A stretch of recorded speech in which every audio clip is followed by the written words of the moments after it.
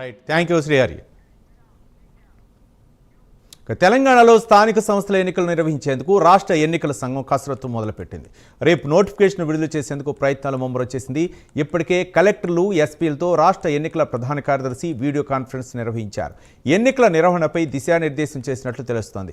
EC notification విడుదల కాగానే ఎన్నికల కోడ్ అమల్లోకి రానుంది.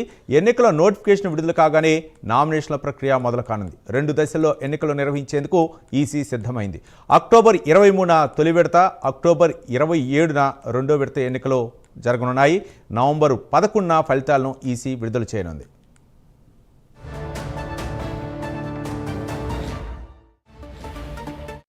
స్థానిక సంస్థల ఎన్నికలపై ఈసీ అయితే మాత్రం కసరత్తు చేస్తుంది. మొత్తానికి 2 దశల్లో తెలంగాణలో స్థానిక సంస్థల ఎన్నికలు నిర్వహించడానికి ప్రణాళికలు అయితే రచిస్తున్నట్టు తెలుస్తుంది. దీనిపై మరిన్ని వివరాలు మా కరెస్పాండెంట్ అజీమ్ అందిస్తారు. అజీమ్, తెలంగాణలో స్థానిక సంస్థల ఎన్నికలపై ఎలక్షన్ కమిషన్ కసరత్తు మొదలుపెట్టింది. కలెక్టర్లతో, ఎస్పీలతో రాష్ట్ర ఎన్నికల ప్రధాన కార్యదర్శి ఇప్పటికే అయితే వీడియో కాన్ఫరెన్స్ కూడా నిర్వహించడం కూడా మాకు సమాచారం ఉంది. ఇప్పటికే న్యాయ నిపుణులతో కూడా హైకోర్టు విచారణపై కూడా చర్చించినట్టు కూడా ఏదైతే తెలుస్తుంది. అయితే ప్రధాన అధికారి రాణి దీని షెడ్యూల్ ప్రకారమే నోటిఫికేషన్ విడుదలయ్యే అవకాశం ఉన్నట్టు కూడా చాలా స్పష్టంగా తెలియజేసినట్టు కూడా మనకు తెలుస్తుంది. షెడ్యూల్ విడుదలైన వెంటనే ఎన్నికల కోడ్ కూడా అమల్లోకి రానున్నట్టు కూడా తెలుస్తుంది. ఇక షెడ్యూల్ విడుదల కాగానే గ్రౌండ్ నుండి సిద్ధం చేసుకుంటున్న పార్టీలు అన్ని కూడా ఏదైతే నామినేషన్ కి సిద్ధమవుతున్నట్టు కూడా తెలుస్తుంది. గ్రౌండ్ లో సిద్ధం చేసుకుంటున్న పార్టీలు అన్ని కూడా ఇప్పటికే అక్కడ ఉన్నటువంటి ఏ అభ్యర్థి నామినేషన్ వేయాలి అనే దానిపై కూడా ఏదైతే చర్చలు జరుపుతున్నట్టు కూడా తెలుస్తుంది. అయితే రేపటి నుంచి మొదటి విడత నామినేషన్ల ప్రక్రియ ఉంటుంది. అక్టోబర్ 23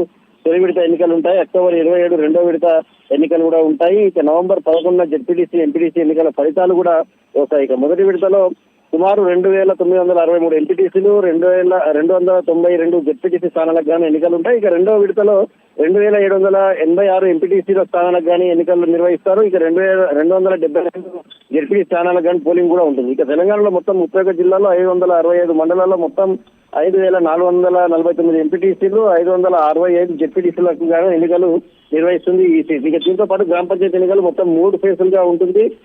మొత్తం 3 ఫేజుల్లో కలుపుకొని కూడా 12,700 గ్రామ పంచాయతీల్లోని 1,12,288 వార్డుల్లో ఎన్నికలు నిర్వహిస్తారు. అయితే పూర్తిగా ఈ రోజు జరిగినటువంటి పరిణామం కూడా పెట్టుకుని హైకోర్టులో జరిగినటువంటి వాదనలు, ప్రతివాదనలు విన్నటువంటి ఈసీ కూడా హైకోర్టు నుంచి కొంత పాజిటివ్ గానే ఏదైతే ఎన్నికలు నిర్వహించడానికి వస్తుందని చెప్పి భావించి ఈ నేపథ్యంలో కసరత్తు కూడా మొదలుపెట్టినట్టు తెలుస్తుంది. అయితే రేపు ఉదయం 10:30కు ఎలక్షన్ కమిషన్ సంబంధించిన ప్రెస్ మీట్ ఉంటుంది. నోటిఫికేషన్ విడుదలై దాని తర్వాత ఎన్నికల కోడ్ అమల్లోకి వస్తుంది. అన్ని రాజకీయ పార్టీలు కూడా తమ అభ్యర్థుల సంబంధించిన నామినేషన్ ప్రక్రియలో బీజేపీ అయ్యేటువంటి అవకాశం కూడా మనకు కనిపిస్తుంది.